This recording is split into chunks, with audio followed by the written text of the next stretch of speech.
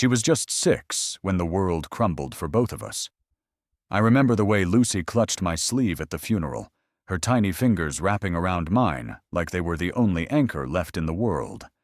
And maybe they were. For both of us. My wife, her mother, was everything good this world had to offer. When cancer took her, it felt like someone had reached inside me and turned out the lights. But Lucy was the one flicker that stayed lit. I looked at her face and realized, no matter how much pain I was in, I had to be twice the parent now. Before we dive in, drop a comment telling me where you're watching from, and don't forget to subscribe. What's coming next will keep you on edge. I learned how to braid hair watching YouTube videos on a grainy old laptop. I worked 2 jobs and still packed her lunch myself, slipping in notes that said, "I'm proud of you," even when I was too tired to say it out loud. College wasn't in the cards, financially speaking, not with a single income and rising bills, but I sold my father's watch, the one he'd brought back from the war, and my old vinyl collection too. Lucy never knew that the surprise scholarship she got came from her own bloodline sacrifice. She was brilliant, driven. She graduated with honors and walked across that stage with tears in her eyes, not just because of what she achieved, but because she knew who was sitting in the crowd with a wrinkled suit and a beaming heart. I still remember the day she told me she was getting married.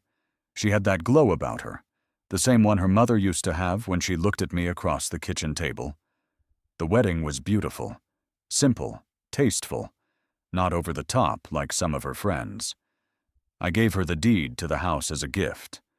She cried, hugged me so tightly I thought my ribs would crack. "You'll always have a place here, Dad," she whispered. "This will always be your home." I believed her. Maybe that's where I went wrong, because the thing about being everything to someone is that one day they might grow into a world that doesn't need you anymore, and if you're not careful, you'll wake up and realize the sacrifices you made quietly were forgotten, just as silently. But back then, in that moment, all I saw was my little girl in a white dress and the flicker of her mother in her smile. I held on to that. I built my future on that promise, that I'd always belong. Turns out some promises don't break. They just fade. When I first met Travis, I thought Lucy had found herself a decent man. He shook my hand firmly, looked me in the eye, and called me sir, like he meant it. He laughed at my old stories, even offered to help fix the squeaky back door the first time he visited. I told myself, all right, maybe this is the kind of man who'll take care of her. But weddings have a way of polishing people. It's after the confetti settles that you see the smudges. They moved into the house not long after the honeymoon. At first it felt nice, livelier. Travis was polite, if a little distracted. He'd pat me on the shoulder as he passed by, toss a "how's it going, Pops?" over his shoulder. I didn't mind. I figured he was just settling in. Then came the small changes, little things that were easy to dismiss at first. My favorite chair in the living room was rearranged into the corner, facing away from the TV. The tools in my shed were moved without a word. He started answering questions for me when Lucy asked something, like I needed a translator. One evening, Lucy asked if I wanted to watch a movie with them. I was halfway to the couch when Travis said, "Actually, babe, I was thinking just the 2 of us tonight." He smiled like it was nothing, like my place there was optional. I laughed it off, told them to enjoy, but inside, something shifted. The warmth in his eyes cooled over the weeks. His sir became man, and man became just silence. Meals felt different. He sat at the head of the table without asking, and Lucy didn't seem to notice. I caught him once, standing in the doorway to the kitchen, scanning the place like a man surveying his land. When our eyes met, he didn't smile, just nodded as if to say, "This is mine now." That's when I realized I wasn't dad anymore. I wasn't even family in his eyes. I was a leftover piece of furniture he hadn't decided whether to keep or throw out. I was only gone an hour. Drove down to the store to pick up Lucy's favorite tea, some bread, and a few odds and ends. It was a quiet afternoon, the kind where you hum to yourself in the car without even realizing it. But when I came back and stepped through the front door, something was off. The air felt moved, rearranged. I didn't hear the usual clack of Lucy's heels or Travis's typing, just silence. Then I saw the box. It sat neatly by the stairs, my name scribbled in black marker on the side. I bent down, opened the lid, and there they were. My photos, the ones from my Navy days, my service medal, the old leather wallet my wife gave me for our 10th anniversary, still holding a faded photo of her smiling in front of the sea. And on the bottom, the letters, the ones she wrote me while she was sick. Little notes of encouragement, silly jokes, love letters written in shaky handwriting because she didn't want Lucy to see her cry. All of it, boxed up like a donation pile. I went upstairs. My old room, the one Lucy used to sneak into after nightmares, the one I painted soft green with her when she came home from college, was gone. In its place, a desk, dual monitors, a whiteboard with bullet points about quarterly targets and KPIs. My bed, gone. Replaced by a black leather couch and a potted plant that didn't look like it had ever seen real sunlight.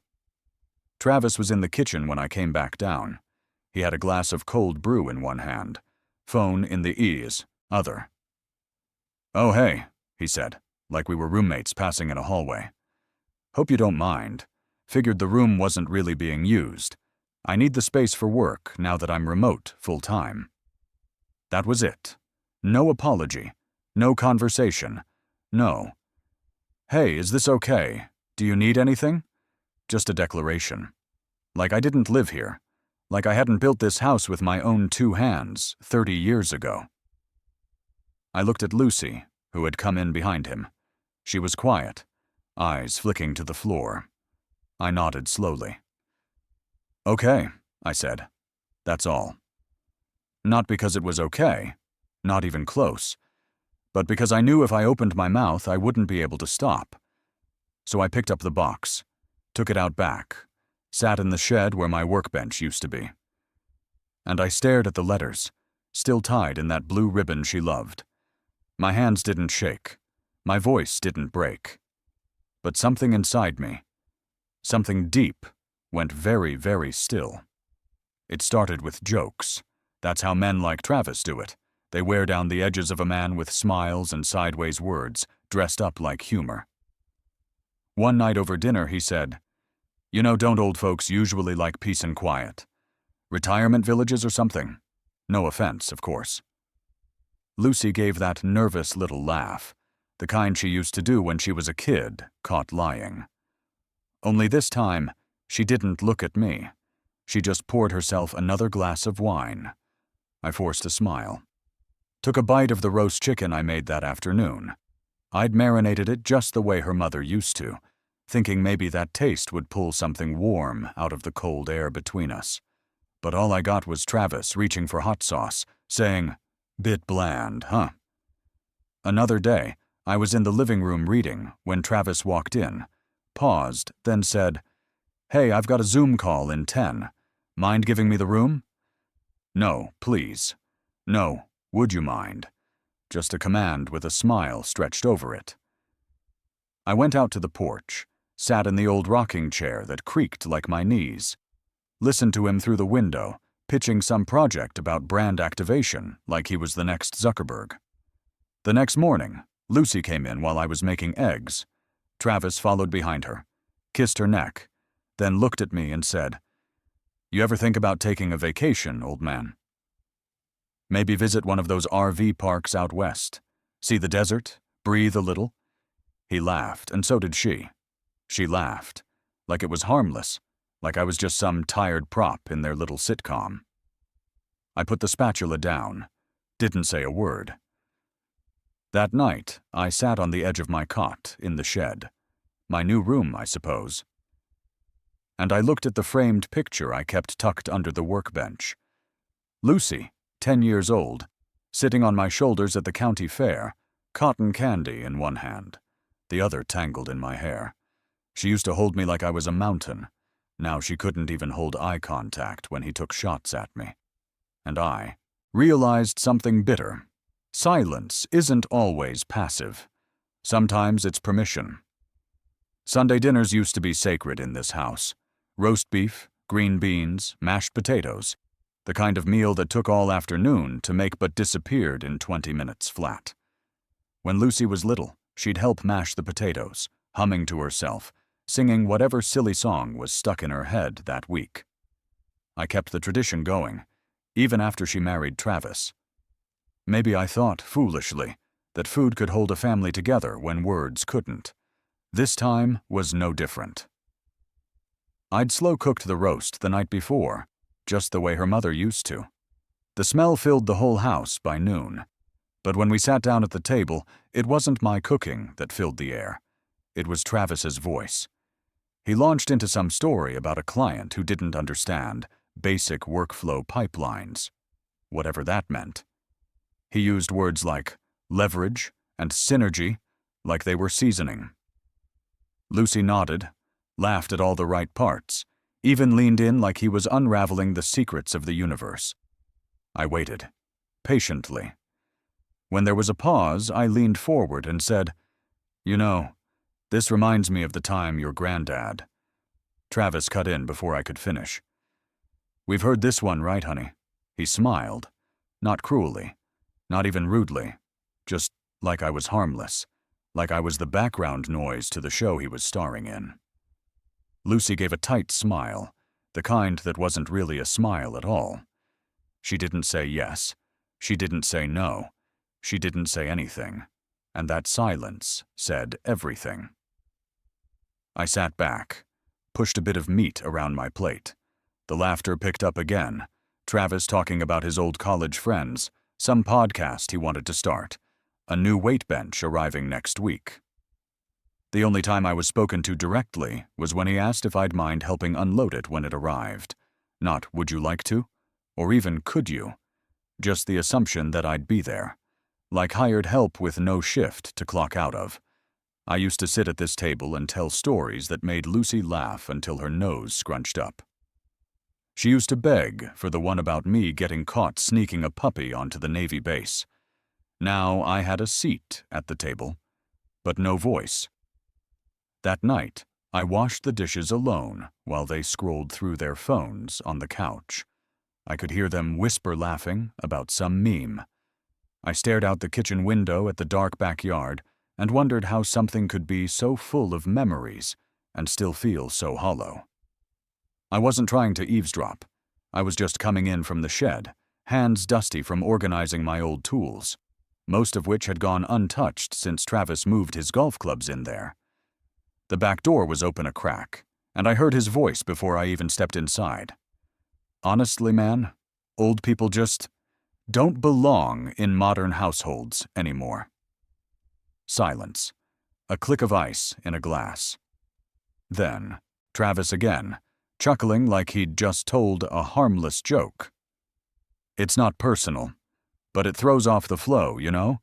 You're trying to build a life with your wife, and there's her dad watching TV reruns in the background like a ghost. It's not normal." His friend let out a low whistle. "He still lives there full-time?" Travis snorted.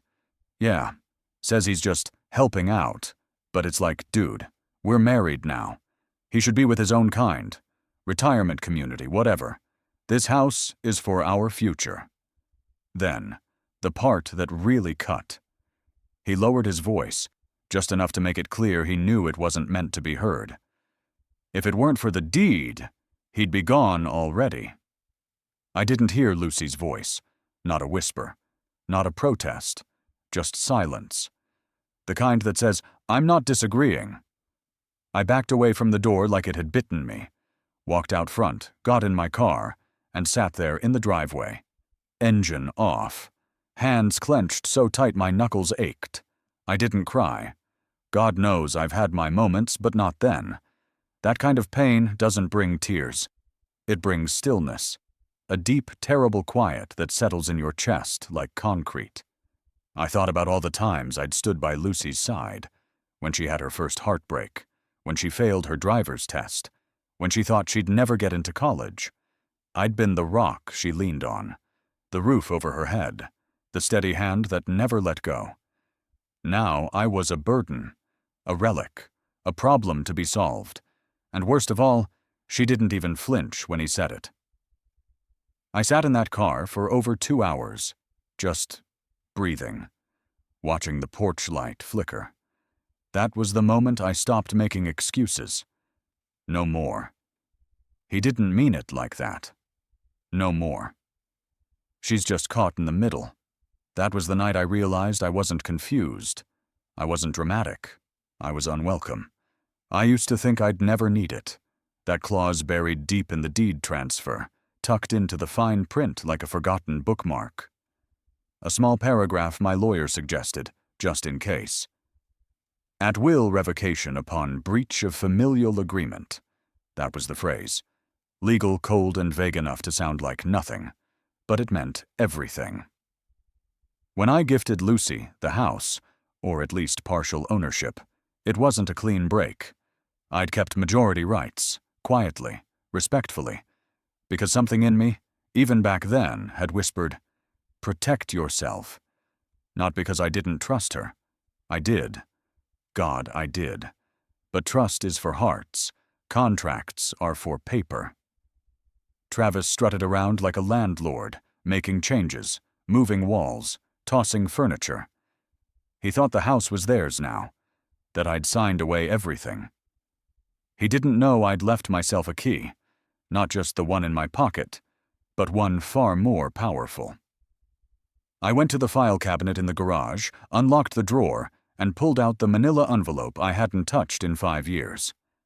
There it was, notarized, stamped, my signature above hers, still valid, still binding. I ran my fingers over the paper, not with anger, not even sadness, just resolve. They thought I was a ghost, a relic fading in the background, but the house still had my name on its bones, and they were about to remember who built it.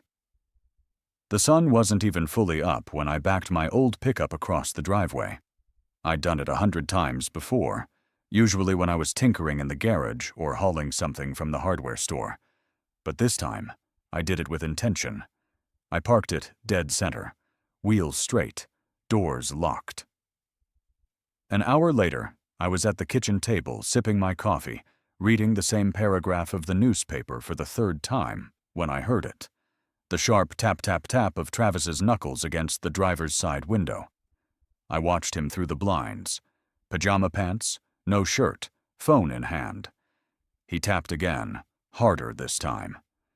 "Dad," he called out toward the house.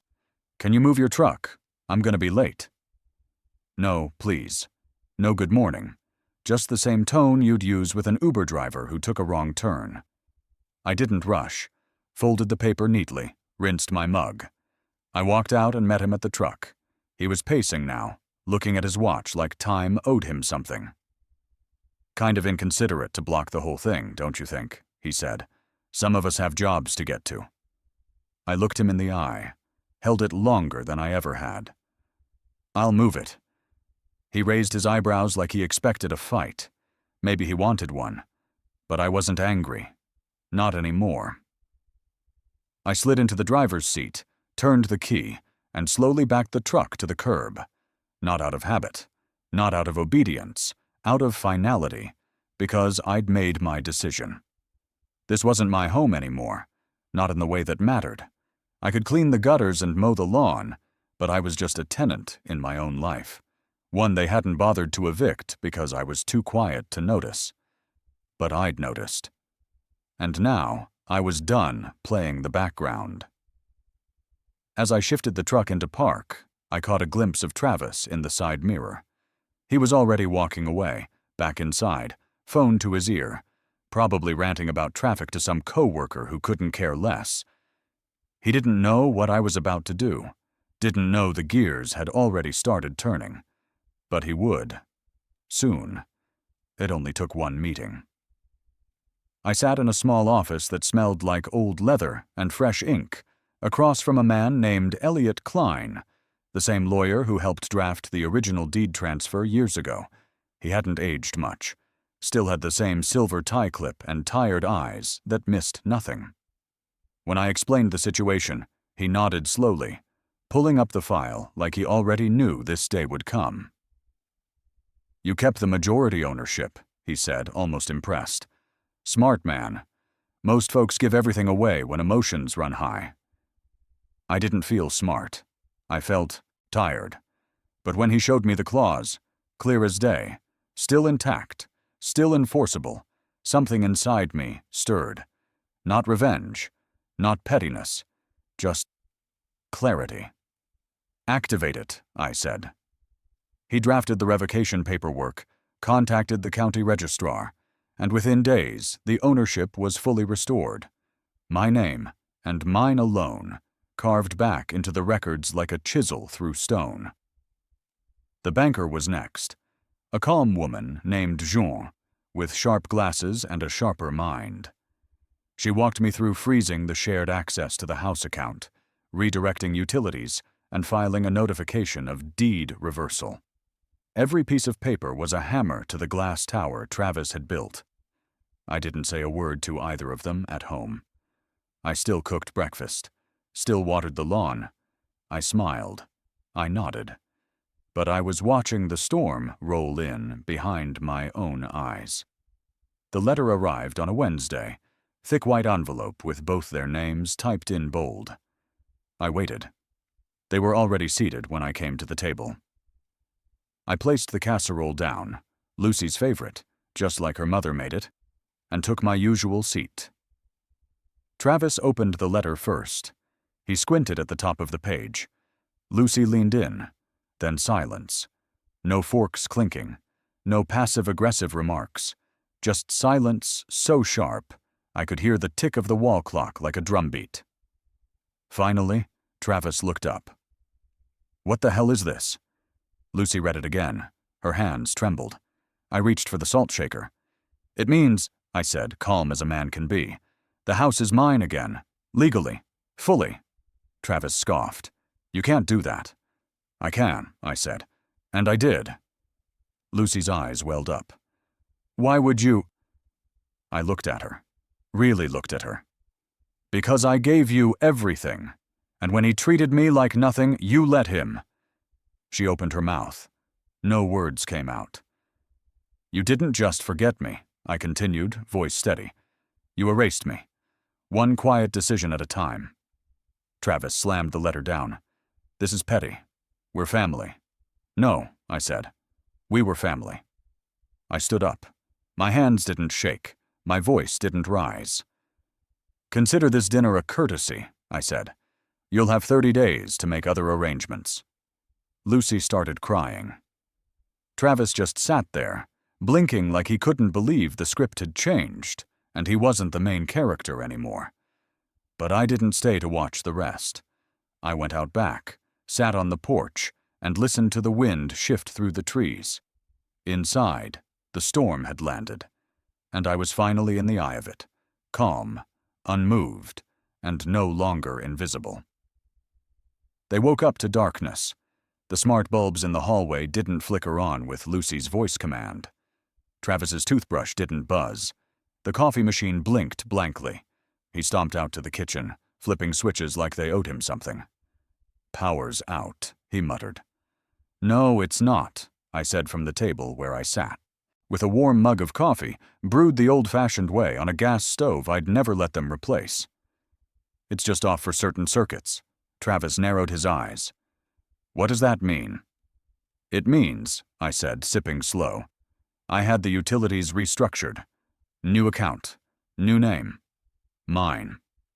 He blinked, half-dressed, still expecting the world to bend. "You can't do that." "You'll find I already did." Lucy stood in the doorway behind him, wrapped in a robe, her face pale. "Dad, what's going on?" I looked at her. Really looked at her. "You handed me the silence. I'm just speaking your language now." That afternoon, the smart lock on the front door began beeping every 5 minutes. Travis fiddled with the app on his phone. Locked out. Password rejected. I reset every code, rerouted every notification to my number. I even set the Wi-Fi to a new name. Old men stay standing. Petty? Maybe. But poetic. They called me paranoid, controlling. But not once did they use the word I truly craved. Father. The mail stopped arriving for them 2 days later, redirected to my P.O. box, where it legally belonged, under the deed. Lucy asked if I'd done it. I told her the truth. She didn't cry this time, just nodded, quietly. They tried to order groceries. Delivery driver rang the doorbell, asked for ID. I showed mine. Travis tried to argue. I closed the door mid-sentence. I didn't yell. I didn't threaten. I just existed. And for the first time in a long while, that was enough to make them nervous. They'd grown used to my silence as surrender. But now, they realized it was just the space I'd given them to hang themselves with comfort.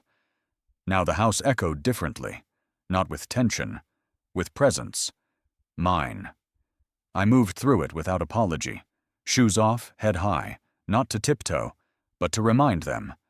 This was always my home. They were just guests who overstayed. She found me in the backyard, trimming the rose bushes her mother planted years ago. They'd grown wild in the last few seasons, tangled and blooming without direction. Beautiful, but chaotic. "Dad," Lucy said, her voice tight. "Can we talk?" I didn't stop clipping. "We're talking." She stood there for a moment, arms crossed, eyes flicking to the shears in my hand like they were a weapon. Maybe they were. "You're being petty," she said finally. All of this. The locks, the mail, the bills, it's cruel." I looked at her then. Really looked. She was wearing the same expression she used to have when she was 12 and got caught sneaking out past curfew, a mix of defiance and guilt. "No," I said calmly. "I'm not being petty. I'm being clear." She blinked, caught off guard by the evenness of my tone. "You built a kingdom on my back," I said, "and then you locked me out of it." Her lips parted, but I kept going. "I gave you everything, not just the house, my time, my dreams, my peace. I gave you space to grow, to love, to build your life. And when he started pushing me out, you didn't stop him. You handed him the keys." Her voice cracked. "It wasn't like that." I looked down at the roses, trimmed one gently. "It was exactly like that." She stepped forward. "I didn't know how to—" "You knew," I said, cutting her off. "You just didn't want to choose. So you let silence make the choice for you." Her eyes welled up, glassy now. But it wasn't enough. Not anymore. "Do you think I wanted this?" I said quietly.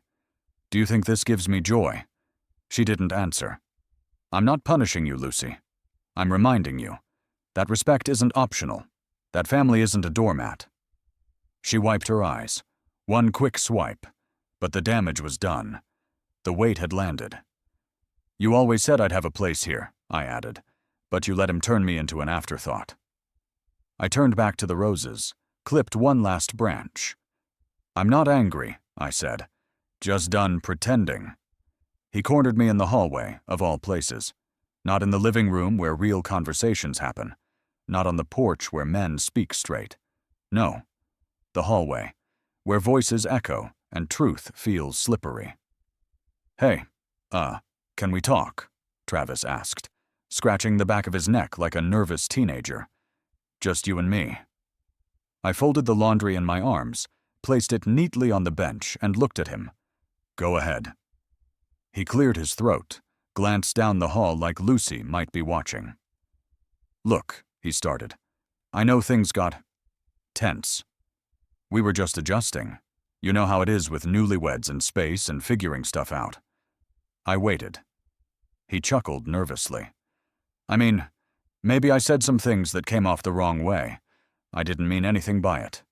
Honestly, I respect you, sir. Always have. There it was again. Sir. A title he wore like a mask, pulled out when fear outweighed arrogance. He kept going, words tumbling over each other.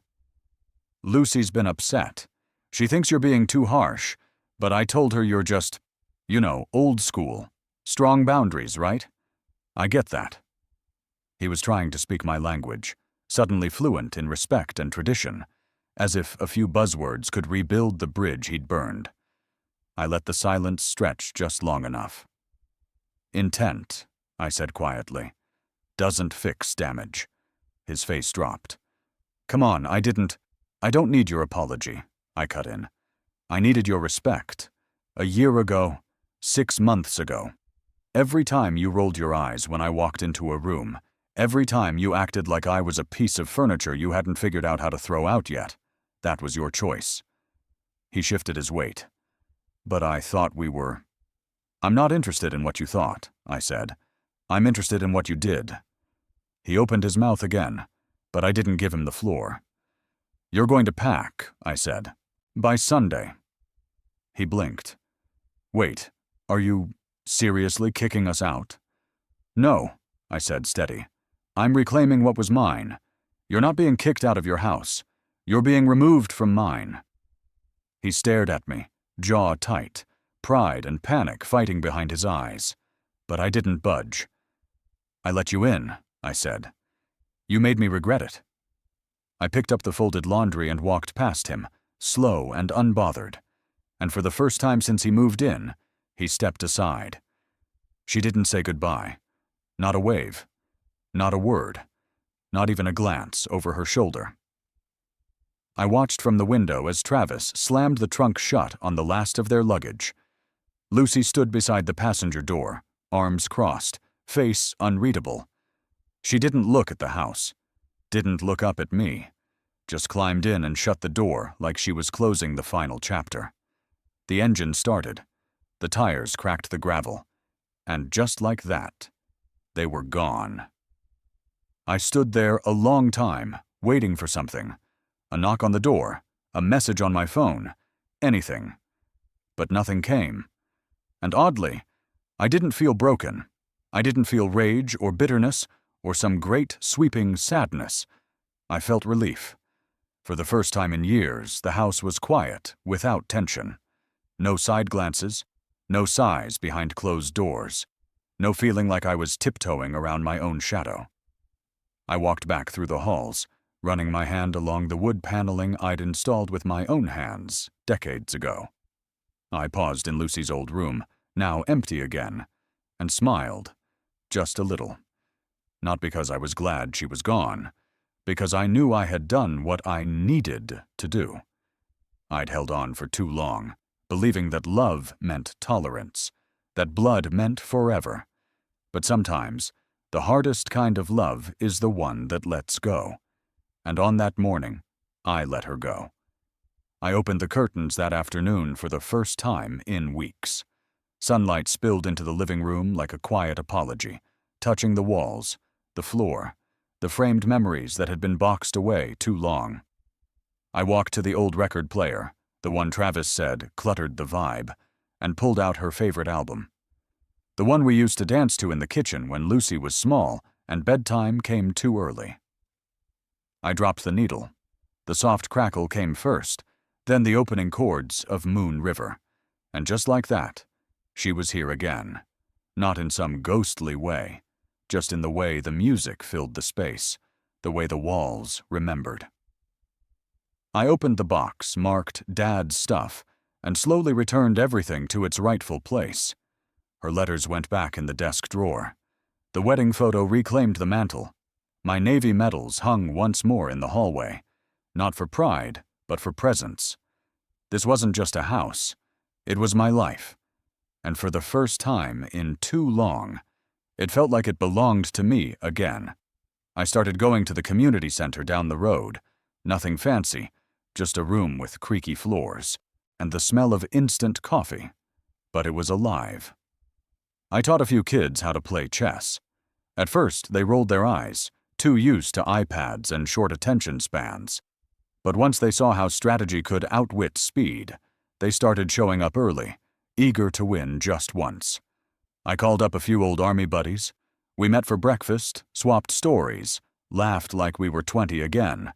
Except now we appreciated every moment twice as much. I planted tomatoes in the backyard, fixed the shed, wrote letters I'd meant to send for years. And somewhere in all of that, I remembered something. I may be old, but I am not done. I am not fading. I am not finished. I am not fragile. I am still becoming.